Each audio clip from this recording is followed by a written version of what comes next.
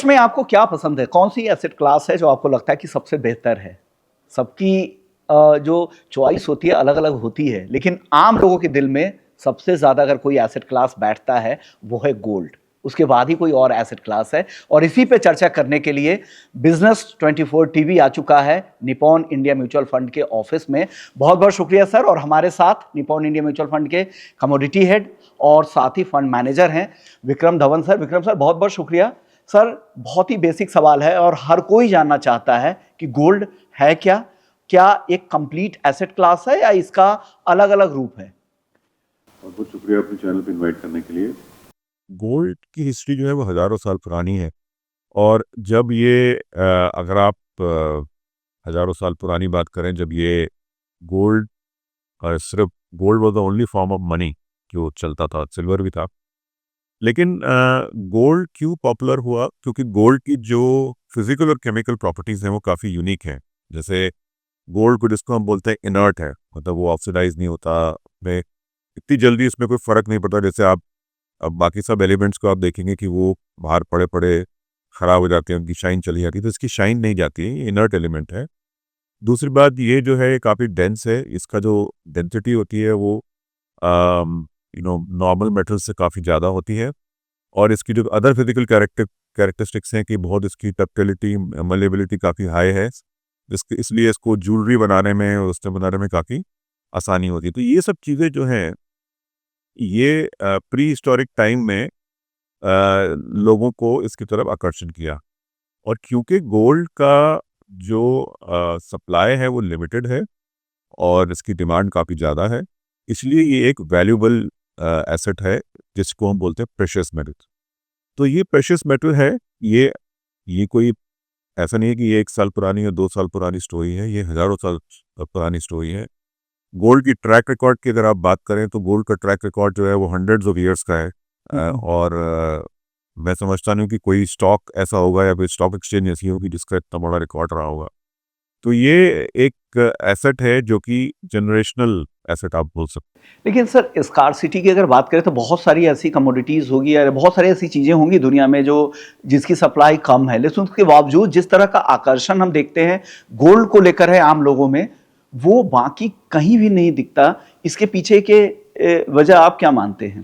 देखिए, कोई भी चीज़ थ्योरेटिकली ज़्यादा एक्सपेंसिव हो सकती है गोल्ड से, लेकिन गोल्ड में जो लिक्विडिटी है, लिक्विडिटी का मतलब ये है कि उसकी जो कैश के साथ जो हम फंजिबिलिटी बोलते हैं, हाँ, वो किसी भी कमोडिटी की नहीं है। और सबसे इंटरेस्टिंग बात ये है कि अभी तक जितना भी गोल्ड माइन हुआ है, जो भी 2 लाख, 2.25 लाख टन जो माइन हुआ है, वो अभी भी अगर वो ज्वेलरी में कन्वर्ट नहीं हुआ है, वो जो भी पार्ट्स में है, वो अभी भी अवेलेबल है। तो इसकी लिक्विडिटी बहुत ज़्यादा है, इसकी डेप्थ बहुत ज़्यादा है और ये एक ऐसी चीज़ है जो कोई अदर कमोडिटी जो है वो या कोई और करेंसी भी नहीं उसको मैच कर सकती है। अगर हम डॉलर की भी बात करें तो डॉलर एक फिएट करेंसी है, एक प्रॉमिस है, वादा है। लेकिन गोल्ड तो गोल्ड है, फिजिकल गोल्ड। गोल्ड की बार तो गोल्ड की बार ही होती है। तो इसे कैसे देखना चाहिए? गोल्ड को एक करेंसी के तौर पे ट्रीट करे, एक एसेट क्लास के तौर पे ट्रीट करे या एक शो ऑफ के लिए एक ज्वेलरी जो हमें पहनावे के लिए इमोशन जिसके साथ अटैच्ड होता है इसे, या ये सब कुछ है? ये गोल्ड की ब्यूटी काफ़ी एस्थेटिक है, मतलब इसको आप जितना आपको ज्वेलरी में बनाते हैं, जितना आप उसको ऑर्नामेंट में बनाते हैं, उतना ये एक अपील है उसकी, एक एक आकर्षण है, एक अट्रैक्टिवनेस है गोल्ड की। तो वो एक क्वालिटी तो ऑब्वियसली गोल्ड को और भी पॉपुलर बनाती है। तो ज्वेलरी जो है वो ऑब्वियसली बहुत इम्पोर्टेंट पार्ट है गोल्ड की स्टोरी का। लेकिन अभी हमने देखा है पिछले कुछ सालों में, जब से एक सवाल उठाया जा रहा है फिएट करेंसीज पे, एक सवाल उठाया जा रहा है ग्लोबल जियोपॉलिटिक्स या ग्लोबल ऑर्डर या ग्लोबल फाइनेंस या ग्लोबल मैक्रो, या बहुत ज़्यादा डेट है सिस्टम में, ग्लोबली $100 ट्रिलियन से ज़्यादा सॉवरेन डेट है। जब से ये चीज़ें जो हैं वो काफ़ी टाइम से काफ़ी सालों से लोगों को एक तरीके से एंग्जाइटी दे रही हैं। और क्योंकि गोल्ड में कोई क्रेडिट रिस्क नहीं है, मार्केट रिस्क है, प्राइस ऊपर जाते हैं, लेकिन कोई डिफ़ॉल्ट रिस्क नहीं है गोल्ड। और इसकी वजह से जो इन्वेस्टर हैं, जो सेंट्रल बैंक्स हैं, इंस्टीट्यूशंस हैं, वो गोल्ड को as a diversification, as a hedge, कि अगर कोई भी जियोपॉलिटिकल इवेंट होता है या कोई मैक्रो इवेंट होता है, तो उसमें आपके पोर्टफोलियो में एक ऐसा एसेट होना चाहिए जो कि इम्यून रहे। वॉलेटिलिटी रहेगी प्राइस की, लेकिन उसकी जो फिडेलिटी है वो कायम रहेगी।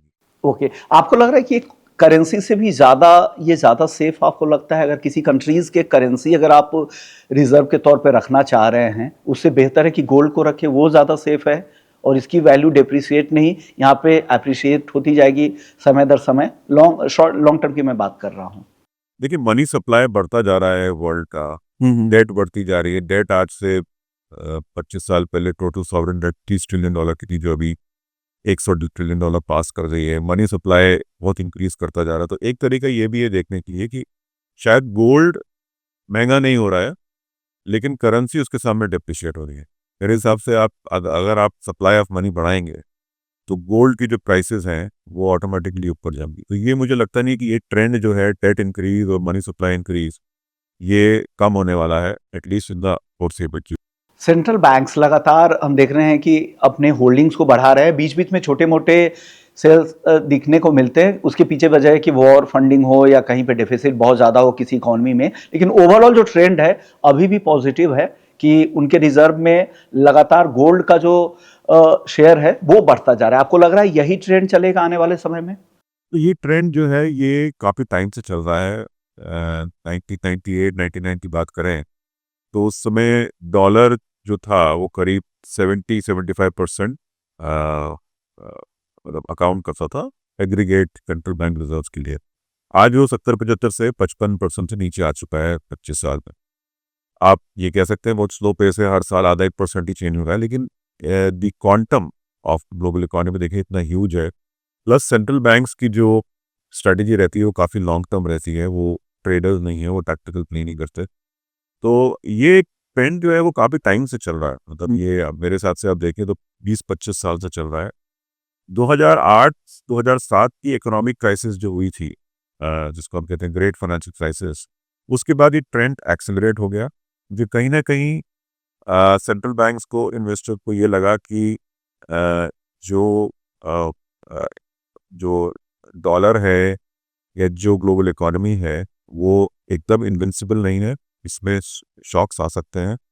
और जब शॉक्स आते हैं तो काफ़ी वॉलेटिलिटी रहती है करेंसी में, बॉन्ड मार्केट्स में। तो इसलिए एक ऐसा एसेट चाहिए जो कि एक रियल एसेट हो, हार्ड एसेट हो।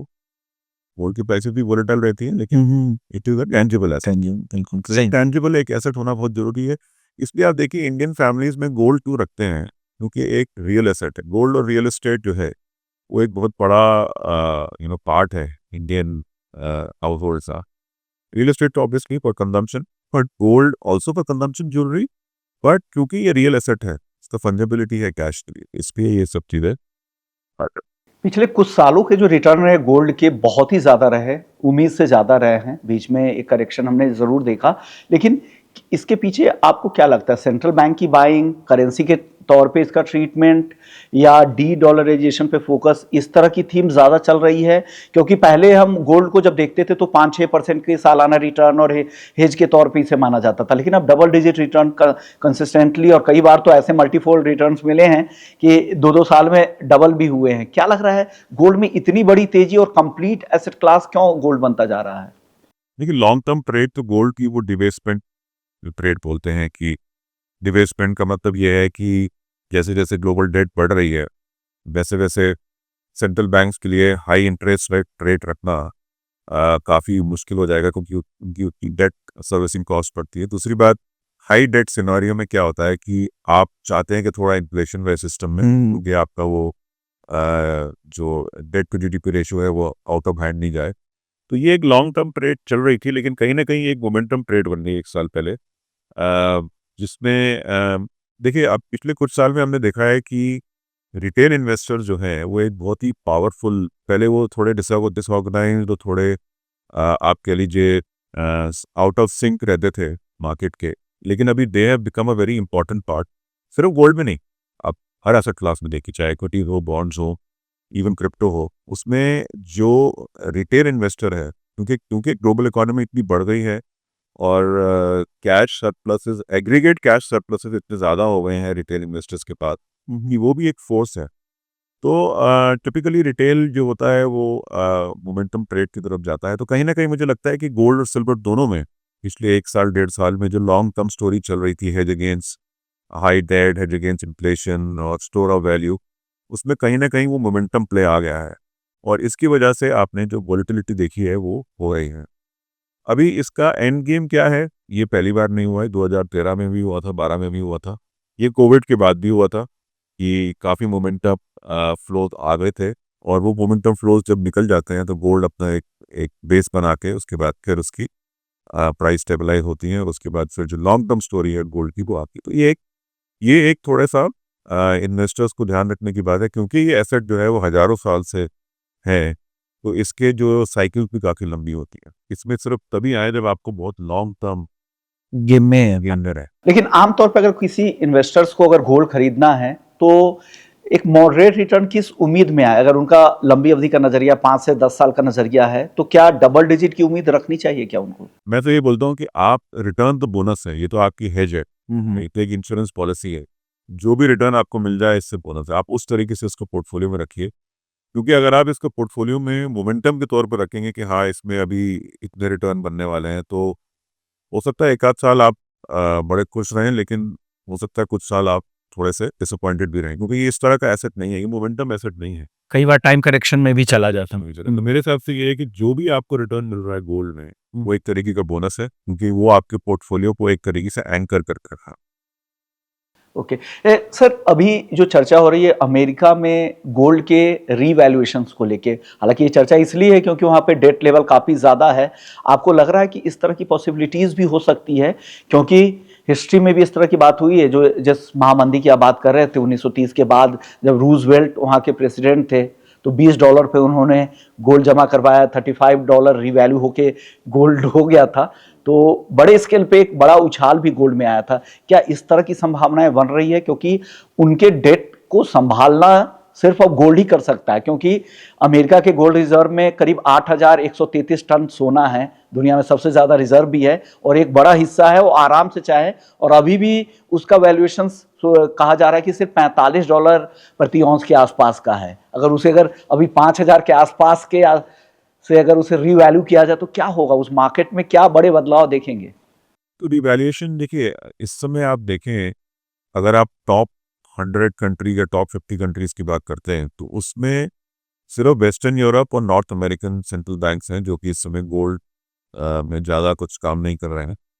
और उसका रीज़न ये है कि उन कहीं ना कहीं वो अभी भी एक कैंप है, डॉलर कैंप है, उसमें अभी भी हैं। लेकिन अभी देखना, अभी आज के हालात काफ़ी इंटरेस्टिंग हैं, कैसे डेवलप होते हैं, क्या नॉर्थ अमेरिका या वेस्टर्न यूरोप गोल्ड को एक अलग तरीके से देखेगा, सबसे बड़ा क्वेश्चन तो वो है इस समय। दूसरा, रिवैल्यूएशन, यस, एक सेंटिमेंट बुलिश कर देता है, क्योंकि कहीं ना कहीं आप एंडोर्स कर रहे हैं gold as a asset class. अगर आप आपने गोल्ड रखा हुआ है, अगर आप पर्सनल पोर्टफोलियो की बात करें तो सब ने जो ज्वेलरीज खरीदी हुई है जनरेशनल है, वो तो अगर आपके ग्रैंड पेरेंट्स ने खरीदी है या मेरे ग्रैंड पेरेंट्स ने खरीदी है, passed on to my parents, उसकी वैल्यू क्या होगी पता भी नहीं, वो कितने डॉलर मिल गया होगा, $20, $30, $40, किसी को नहीं पता। लेकिन एक तरीके से जब हम उसको रिवैल्यू करते हैं कि भाई हाँ हाँ, हमारी जो होल्डिंग है गोल्ड की फिजिकल फॉर्म में, ज्वेलरी है कॉइन के फॉर्म में इतनी है, तो कहीं ना कहीं हम एक फेथ और एक ट्रस्ट दिखा रहे हैं। ऐसा नहीं कि हाँ आज उसकी प्राइस इतनी है तो कल गिर जाएगी, मतलब लॉन्ग टर्म ये एक तरीके से सेंटिमेंट वाइज बुलिश है, अदरवाइज तो अकाउंटिंग एंट्री है तो कुछ ज़्यादा। ओके। चलिए सर, अब बात कर लेते हैं गोल्ड ईटीएफ को लेके, क्योंकि जिस तरह से फाइनेंशियलाइजेशन हो रहे हैं, जिस तरह से पेनिट्रेशन इंडिया में गोल्ड ईटीएफ को लेकर बढ़ता भी जा रहा है, क्या लग रहा है गोल्ड ईटीएफ में कुछ काउंटर पार्टी रिस्क हैं या नहीं है? देखिए, गोल्ड ईटीएफ जो है वो इंडिया रेगुलेशन, जो सेबी रेगुलेशन एकदम कट एंड ड्राई है, फिजिबली बैक होना चाहिए। ओके। और जो एक स्पेसिफिक रेगुलेशन की बात करें, जितने भी ईटीएफ है, सिर्फ गोल्ड ईटीएफ नहीं, हाँ हाँ। उसमें एएमसीज 5% से ज़्यादा कैश नहीं होल्ड कर सकते हैं। तो कोई भी फंड इस समय है, ईटीएफ है इसमें में मार्केट में, उसमें मिनिमम 95 to 96% फिजिबल गोल्ड तो है ही है। लेकिन ऑब्वियसली अगर आपको ऑलमोस्ट 99% या 99-100% के आसपास रखना पड़ेगा, नहीं तो ट्रैकिंग एरर आ जाएगी आपकी। तो most of the fund houses जो हैं वो ये इस चीज़ को एस्पायर करते हैं कि जितना मैक्सिमम फिजिकल गोल्ड हम होल्ड कर सकते हैं करें। तो as far as investor is concern उसमें कोई रिस्क नहीं है। मार्केट रिस्क है, गोल्ड वॉलेटिलिटी आपने जैसे देखा इस साल काफ़ी बढ़ गई है, जिसका रीज़न मैंने आपको बताया, बट उसके अलावा कोई रिस्क नहीं है क्योंकि ये एक की बहुत ही स्ट्रिक्ट रेगुलेटरी इकोसिस्टम है इंडिया। इसमें मतलब देयर इज नो एस्केप, ऐसा कोई इसमें कोई लूपहोल्स नहीं है। अब पूरी तरह से 100% बैक्ड है। ओके, मतलब कोई इफ्स एंड बट्स नहीं है इसमें। और अगर ऐसे भी रेगुलेशन ये बोलता है कि fully backed by gold ETF, fully backed by silver and silver ETF, तो कोई इसमें इफ्स एंड बट्स नहीं है। ओके। मतलब ये डिजिटल गोल्ड की तरह नहीं है कि इसमें it is dependent upon the the जिसको हम बोलते हैं कि self regulation of the entity. इसमें कोई सेल्फ रेगुलेशन नहीं है, ये पूरा तरह रेगुलेटेड है, ऑडिट होता है, इसका इंस्पेक्शन होता है, सेबी भी इस पर नजर रखती है। और सबसे बड़ी बात यह है कि जो कस्टोडियन है ईटीएफ्स के, वो भी रेगुलेटेड है सेबी से, तो they have multiple eyes on on this product. Okay sir, एक सवाल है कि बहुत बार जब मार्केट काफ़ी वॉलेटाइल होता है, हिस्टोरिकली हमने देखा है कि ऐसे दौर में या तो प्रीमियम पे या डिस्काउंट में गोल्ड ईटीएफ के एनएवी दिखते हैं। इसके पीछे की वजह क्या मानते हैं? क्योंकि जो कंट्री में कैपिटल अकाउंट कन्वर्टेबिलिटी नहीं है, जैसे चाइना है, इंडिया है, उसमें आपको हर समय लोकेशनल प्रीमियम और डिस्काउंट मिलेंगे। क्यों? क्योंकि अगर हम चाइना और इंडिया दोनों की बात करें तो उसमें free allowed import export allowed है, लेकिन रेगुलेटेड है। इस समय अगर सपोज लंदन या न्यूयॉर्क में प्रीमियम चल रहा, तो यहाँ से आप गोल्ड बार नहीं एक्सपोर्ट कर सकते हो, परमिटेड नहीं। सिमिलरली अगर आपको गोल्ड इंपोर्ट भी करना है, सपोज अगर इंडिया में प्रीमियम चल रहा है, तो वो भी एक कैनलाइज एजेंसी के थ्रू आएगा, बैंक्स के थ्रू आएगा, या जो भी ऑथराइज्ड एजेंसी है, तो रिस्ट्रिक्टेड फ्लो है। और क्योंकि कैपिटल अकाउंट कन्वर्टेबिलिटी नहीं है, तो हर समय आपको वो प्रीमियम और डिस्काउंट मिलेगा ही मिलेगा इसमें, क्योंकि जब तक फ्री ट्रेड नहीं होगा, तो जैसे प्रीमियम और डिस्काउंट जो है वो दुबई जैसी जगह पे भी एग्जिस्ट करते हैं, लेकिन वो बहुत स्मॉल रहते हैं। हमारे केस में क्योंकि प्रीमियम क्यों आएगा, क्योंकि डिमांड ज़्यादा है, सप्लाई और अवेलेबिलिटी स्टॉक की कम है, टाइम लगता है आने में, बाय एयर भी है तो कुछ दिन लगते हैं आने में, सिल्वर कभी कभी शिप से भी आता है तो उस पर तो और टाइम लगता है। और प्रीमियम होगा जब एकदम से डिमांड आती है, प्राइस अट्रैक्टिव है या फेस्टिव बाइंग है, और अवेलेबिलिटी नहीं है, तो प्रीमियम पे चले आता है फिजिकल मार्केट। और डिस्काउंट होता है जब कुछ टाइम है हमारे हिंदू कैलेंडर में, जब लोग नहीं खरीदते हैं गोल्ड, तो वो टाइम पे डिस्काउंट में रहता है, या प्राइस बहुत ज़्यादा हाई है, लोग वेट कर रहे हैं प्राइस का। तो ये सब फैक्टर्स लोकल फैक्टर्स हैं, लेकिन इसको आप आर्बिट्राज नहीं कर सकते क्योंकि कैपिटल अकाउंट कन्वर्टेबिलिटी।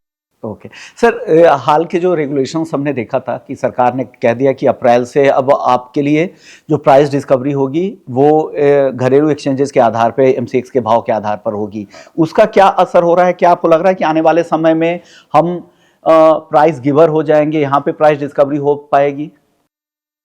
तो जो अब जो हमारी कर्म भूमि है वो तो इंडिया है। सारा गोल्ड जो ईटीएफ कलेक्ट करते हैं वो इंडियन जोग्राफिकल बाउंड्री में रखना पड़ता है। हम तो किसी भी ईटीएफ को या रेगुलेशन अलाउ नहीं करते कि हम उसको इंडिया से बाहर रखें। तो इसका मतलब ये है कि क्योंकि हमारा गोल्ड जो है वो लोकली हेल्ड है, तो जो लोकल प्रीमियम और डिस्काउंट है वो इफेक्ट करेगा, इम्पैक्ट उसका इम्पैक्ट डायरेक्टली आएगा। अगर अगर लोकल मार्केट में सराफा बाजार में गोल्ड अगर प्रीमियम पे चल रहा है तो ईटीएफ यूनिट भी प्रीमियम पे आ जाएगा, और अगर डिस्काउंट पे चल रहा है तो ईटीएफ यूनिट भी डिस्काउंट पे आ जाएगा। नहीं तो लोग आर्बिट्राज कर लेंगे। मतलब इस देश में दिमाग और पैसे की कमी नहीं है आर्बिट्राज करने के लिए। तो वो चीज़ जो है वो उसी का वही एक अंडरलाइंग रीज़न था, वही एक मतलब रीज़न था जिसकी वजह से कहा कि भी ठीक है, अभी लंदन की प्राइस तो एक ग्लोबल बेंचमार्क है, हाँ। लेकिन इन लोकल प्रीमियम डिस्काउंट को इंक्लूड करना भी ज़रूरी है। इसलिए जो घरेलू प्राइसेस अवेलेबल हैं उसको रखना ज़्यादा अच्छा है, और एक यूनिफॉर्मिटी भी आ जाएगी। ओके, तो आपको लग रहा है आने वाले समय में जो हम प्राइस डिस्कवरी यहीं पे होगी, और हम जो प्राइस टेकर थे, अब यहाँ पे हमारा इकोसिस्टम इस तरह का होगा कि इंडिया में ही प्राइस डिस्कवरी हो पाएगी? प्राइस डिस्कवरी आप तभी कर सकते हैं जब आप एक ग्लोबल मार्केट बने, हाँ। ग्लोबल स्पॉट मार्केट बने, तभी आप प्राइस डिस्कवरी। अभी आप प्राइस डिस्कवरी करोगे भी तो आप क्या ऑफर कर सकते हो ओवरसीज? अगर सपोज लेट अस से आप बोलते हो कि गोल्ड का प्राइस इंडिया में चल रहा है, तो जैसे अभी एलबीए में जो है वो प्राइस गिवर क्यों है? क्योंकि एक्सेसिबल है ऑल ओवर द वर्ल्ड। तो कहीं ना कहीं आपको एक ऐसा प्रोडक्ट या ऐसा एक एक्सचेंज आपको स्टार्ट करना पड़ेगा जिसमें आप गोल्ड को एक्सेस देते हो, जैसे अभी आप इंडियन इक्विटीज़ की बात करें तो इंडियन इक्विटीज़ का एक्सेस है ओवरसीज इन्वेस्टर्स के लिए, बट कमोडिटी मार्केट में रिस्ट्रिक्टेड है, गोल्ड में तो काफ़ी रिस्ट्रिक्टेड है। तो जब तक ये रिस्ट्रिक्शंस नहीं खुलेंगी तब तक प्राइस जो है वो एक प्राइस लो डोमेस्टिक प्राइस रहेगी, उसका ट्रांसलेशन ग्लोबल मार्केट में नहीं होगा। ओके। चांदी की बात कर लेते हैं। चांदी जिस तरह की तेजी आई उसके बाद एक बड़ी गिरावट भी हमने देखी और इंडस्ट्रियल डिमांड को लेकर काफ़ी स्टोरीज भी बनाई गई। आपको लग रहा है कि इंडस्ट्री उस हायर लेवल पे उस भाव पर उनके लिए सस्टेन करना आसान होगा क्या? वाकई इतनी ज़्यादा इंडस्ट्री डिमांड है जितनी स्टोरी बिल्ड की गई? तो सिल्वर का भी गोल्ड की तरह हुआ। सिल्वर की जो मेन मेन स्टोरी थी वो रिन्यूएबल की थी, ग्रीन टेक की थी, और अगेन लास्ट ईयर काफ़ी मोमेंटम लोज आए हैं उसमें, जो कि सिल्वर को एक काफ़ी हाई लेवल तक लेके गए। और ऑब्वियसली जैसे मोमेंटम ट्रेड्स आंधी की तरह है, जाती भी तूफान की तरह है, को आपने वो देख लिया उसका इम्पैक्ट सिल्वर प्राइसेस पे। बट सबसे अच्छी बात यह है कि अभी तक जैसे अगर हम बात करें तो करीब फ्यूचर्स और ईटीएफ में करीब 9,000 टन सिल्वर निकल चुका है। तो काफ़ी इसे कहते हैं छटाई हो चुकी है। अभी इतनी छटाई होनी बाकी वो हम नहीं कह सकते हैं, बट काफ़ी it's a very big amount. जो पूरा मार्केट जो 30-40 हज़ार टन का है उसमें से करीब 9-8-9 हज़ार टन अगर निकल जाए तो काफ़ी छटाई होगी, और वो प्राइस में इम्पैक्ट में दिखा रहा है। ये छठा साल है कंसेक्यूटिव जब सिल्वर डिमांड सप्लाई डेफिसिट में है। अगर आप फ्रंट लाइन कमोडिटी की बात करें तो उसमें सिल्वर की जो फंडामेंटल्स हैं वो सबसे ज़्यादा स्ट्रॉन्ग है। ओके। कॉपर की बात करते हैं डिमांड सप्लाई डेफिसिट की, वो अभी उसका डिमांड सप्लाई डेफिसिट उसकी फ्यूचर में है, लेकिन सिल्वर की पास्ट में थी और अभी चल रही है। लगातार 18 साल है। हाँ, फंडामेंटल स्ट्रॉन्ग है, लेकिन जैसे मैंने बताया ये मोमेंटम फ्लोज जब आएंगे और जाएंगे तो ये प्राइस को डिस्टॉर्ट करेंगे। इसलिए बहुत इंपॉर्टेंट है कि आप इसमें भी एक लॉन्ग टर्म कॉल लें, क्योंकि लॉन्ग टर्म कॉल ये है, एक तो सिल्वर फंडामेंटल्स की बात नहीं, अभी जैसे देखिए अभी का जो माहौल है उसमें मेरे हिसाब से सोलर जो है, रिन्यूएबल्स और भी अट्रैक्टिव होनी चाहिए। ईवीज हैं जिसमें सिल्वर लगता है, सोलर होता है, मतलब वर्ल्ड इज नाउ रियलाइजिंग कि एनर्जी इंडिपेंडेंस जो है या एनर्जी सिक्योरिटी एक बहुत बड़ी चीज़ है, जो कि आप रिन्यूएबल के साथ कर सकते हैं। लेकिन सोलर सेक्टर को लेकर कहा जा रहा था कि वहाँ पर जो पीवी सेल के लिए चांदी के इस्तेमाल होते हैं वहाँ पे सब्स्टिट्यूट भी बनाए जा रहे हैं चाइना से, इस तरह की भी खबरें आ रही थी। अब देखिए हर तरह का होता है, आप शायद आईफोन खरीदें, मैं शायद एक सस्ता फ़ोन खरीदूं, तो अगर आपको एकदम खालस पैनल चाहिए तो उसमें सिल्वर ही होना चाहिए। अगर आप उसमें कॉपर लगाते हैं, कोई चीज़ लगाते हैं, तो परफॉर्मेंस में फ़र्क पड़ेगा, उसका डिटेरिएशन जो है वो जल्दी होगा। बट लेकिन जैसे मैंने बताया कि हर तरह के कस्टमर होते हैं, जो कि कई लोग चाहते हैं कि अपफ्रंट पैसा दे के एक लॉन्ग टर्म बेनिफिट पाएँ, कई लोग चाहते हैं कि चलो सस्ता ले लो उसके बाद फिर देख लेंगे। तो ये एक बायर बिहेवियर पे डिपेंड करेगा, बट सिल्वर का कोई सब्स्टिट्यूट नहीं है। अगर आप उसकी क्वालिटी की, जैसे गोल्ड का मैंने आपको बताया, उसकी जो फिजिकल और केमिकल क्वालिटी, इस तरीके से जो सिल्वर की थर्मल और इलेक्ट्रिकल कंडक्टिविटी है उसका कोई जोड़ नहीं है। आप भले हमें कॉपर यूज़ कर लें, कुछ और यूज़ कर लें, कॉपर एल्युमिनियम दूसरे और तीसरे नंबर पे ही है। हाँ, मतलब आप उसको यूज़ कर सकते हैं, लेकिन उसकी परफॉर्मेंस पे फ़र्क पड़ेगा। मतलब मैं ये कहूँगा कि अगर जहाँ तक हो सके अगर आप अपने घर के लिए सोलर पैनल ले रहे हैं तो एक बार चेक कर लें इसमें सिल्वर कितना है। जितना ज़्यादा सिल्वर होगा उतनी उसकी परफॉर्मेंस अच्छी होने वाली ओके, तो चांदी की कहानी इस तरह की। चांदी की कहानी या गोल्ड की कहानी, आपको किसकी कहानी ज़्यादा बेहतर लगती है आने वाले सालों में, जिनका लंबा नज़रिया है? तो क्या लग रहा है सक्सेस स्टोरी किसकी ज़्यादा लिखी जाने वाली है? है। दोनों के देखिए अभी क्या होगा कि अभी तक पिछले कुछ सालों में हमने देखा है कि कोविड के बाद ग्लोबल इकोनॉमी और ग्लोबल रिस्क एसेट्स इक्विटी वगैरह एक स्टडी काफ़ी स्टडी थे, और कोई बहुत बड़ी क्राइसिस जो है वो अभी नहीं आई है। तो जब तक ये सिचुएशन चलती है तो मेरे हिसाब से इसमें जब तक ग्लोबल इकोनॉमी पे या ग्लोबल मैन्युफैक्चरिंग पे इम्पैक्ट नहीं आता है तो सिल्वर की स्टोरी, सिल्वर के फंडामेंटल्स जो हैं वो ऑब्वियसली स्ट्रॉन्गर हैं। लेकिन अगर कोई ग्लोबल इम्पैक्ट आता है इकोनॉमी पे और मैन्युफैक्चरिंग पे, क्योंकि सिल्वर 2/3 सिल्वर जो है वो मैन्युफैक्चरिंग या में यूज़ होता है, इंडस्ट्रियल में, तो ऑब्वियसली उस पर फ़र्क पड़ेगा। तो ये अगर आप, ये भी शॉर्ट टर्म रहेगा, मैं बात कर रहा हूँ 3 साल 2 साल की, कि 2-3 साल का अगर आप व्यू लेना चाहते हैं तो सबसे बड़ा जो आपको वेरिएबल चेक करना पड़ेगा कि अगले 2-3 साल में आप ग्लोबल इकोनॉमी में तेजी देख रहे हैं कि मंदी देख रहे हैं। तो अगर आप तेजी देख रहे हैं तो ऑब्वियसली सिल्वर बेनिफिट करता है और भी मेटल बेनिफिट करते हैं। अगर आप मंदी देख रहे हैं तो उसमें ऑब्वियसली गोल्ड जो है उसकी स्टोरी जो है वो स्ट्रांग हो जाती है। बट बियॉन्ड 3 ईयर्स अगर आप देखें 5 साल 10 साल, जैसे अगर आप रिन्यूअल की स्टोरी भी देखें तो 2050 तक तब सब कंट्रीज ने बोला कि वो कार्बन न्यूट्रल होंगी। तो मतलब अभी कम से कम आपके पास 23-24 साल बाकी हैं जब तक ये रिन्यूएबल की स्टोरी चलेगी। तो अभी ये एक लंबी स्टोरी है। अगर आपको उसमें अगर व्यू लेना है तो कम से कम आपको 5 से और स्टैटिस्टिक्स भी ये बताते हैं कि सिल्वर या गोल्ड में अगर आप 3 से 4 साल का व्यू नहीं लेंगे तो आपको हो सकता है, क्योंकि आपको नहीं मालूम कहाँ टॉप है कहाँ बॉटम है, तो आपको एक जिसे कहते हैं एक स्टैटिस्टिकल मतलब डिसएडवांटेज हो सकती है। बिल्कुल, बॉटम पकड़ना तो किसी के लिए मुश्किल ही है, किसी भी दुनिया के किसी भी एक्सपर्ट के लिए। सर, एक सवाल, अब यहाँ से गोल्ड के प्राइसेस को ऐसे कौन कौन से फैक्टर्स होंगे जो ड्राइव कर सकते हैं, और सिल्वर को कौन कौन से फैक्टर ड्राइव कर सकते हैं? हालांकि बहुत सारे फैक्टर्स आपने मेंशन भी कर दिया है, लेकिन स्पेसिफिक गोल्ड के पहले ट्रिगर बता दीजिए कि अगले 2 साल 3 साल के लिए अगर कोई इन्वेस्ट करना चाहते हैं तो कौन सी खबरें होंगी जो गोल्ड की कीमतों को ड्राइव करेंगी? 2026 में मुझे लगता है फर्स्ट ऑफ ऑल जो प्रॉफिट बुकिंग है सबसे बड़ा फैक्टर है, क्योंकि लोगों ने काफ़ी पैसा बनाया गोल्ड सिल्वर में, और जितना इक्विटी में वॉलेटिलिटी रहेगी उतना लोगों को और भी अगर इक्विटी में पैसा नहीं बनता है सपोज या वॉलेटिलिटी रहती है तो ऑब्वियसली ग्लोबली जो एसेट में जितने उन्होंने पैसा बनाया तो वही बेचेंगे वो लोग। तो एक सबसे बड़ा जो फैक्टर 2026 का ये है कि कब तक हम ये जो मोमेंटम फ्लोज आए थे, जब तक ये फ्लोज पूरी तरह काफ़ी हद तक निकल भी चुके हैं but we never know how much is left, जब तक ये मोमेंटम फ्लोज जो आउटफ्लो इनफ्लो थे पहले, अभी आउटफ्लो जब तक ये लेवल ऑफ नहीं होंगे तब तक आप वॉलेटिलिटी देखेंगे। वो एक बड़ा नियर टर्म 1 या 2 क्वार्टर का जो फैक्टर है वो इम्पोर्टेंट है, क्योंकि वही फिर एक तरीके का बेस बनाएगा गोल्ड एंड सिल्वर प्राइसेस का।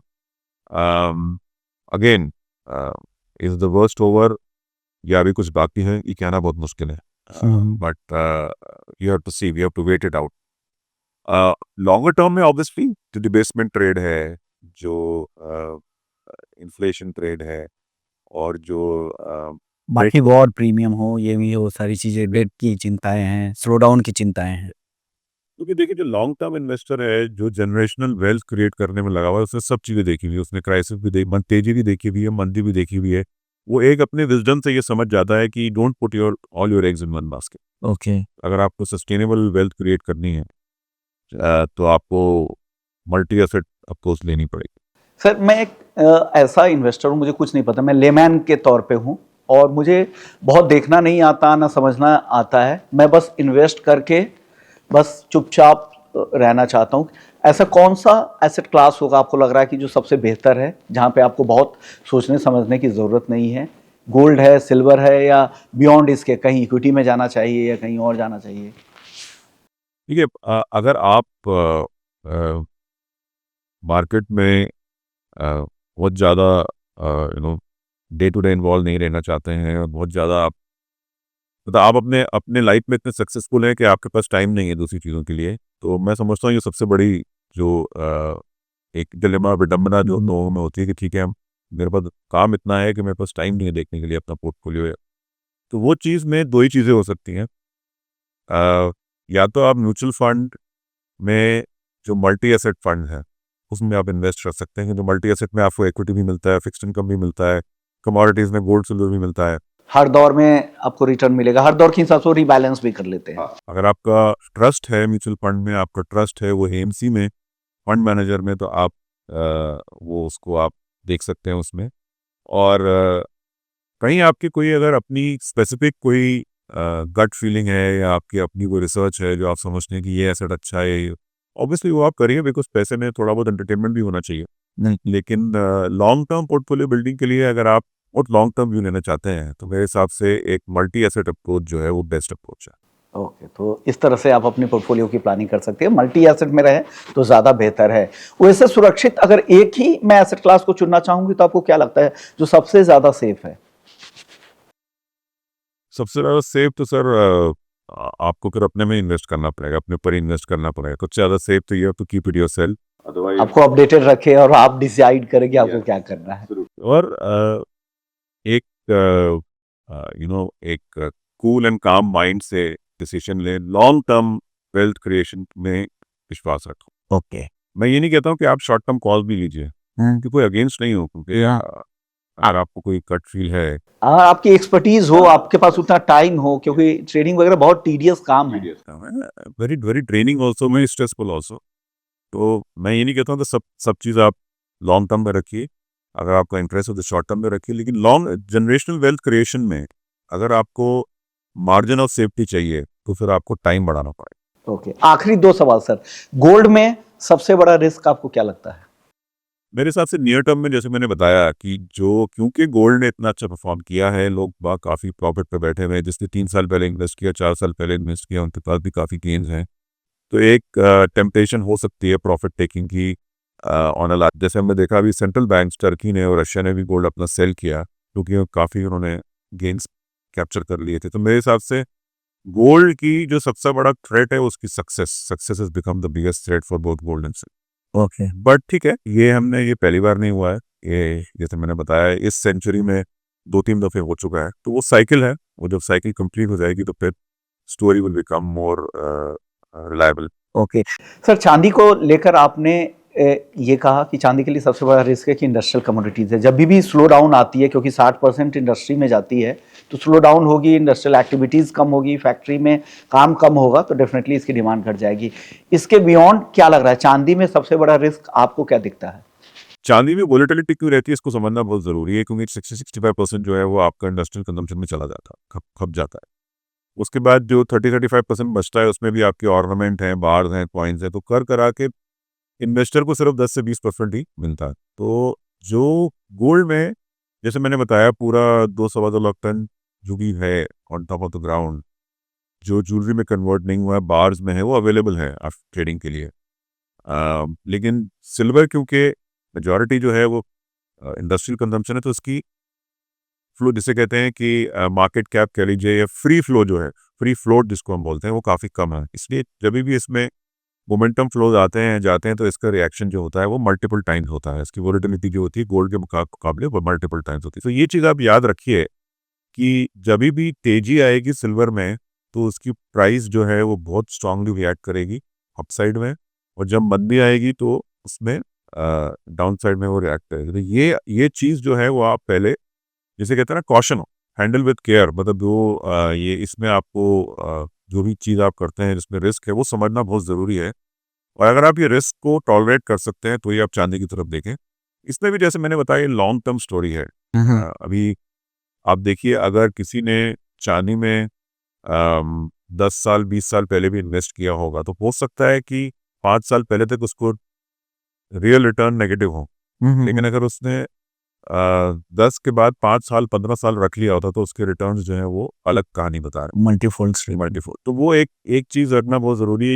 ये जो है, ये इसका जो एक्यूमुलेशन है, इसकी जो टाइम होराइजन है, आपको ज़्यादा रखना पड़ेगा, क्योंकि जो मेन स्टोरी है रिन्यूएबल की, वही एक सपोर्ट है सबसे बड़ा इसका।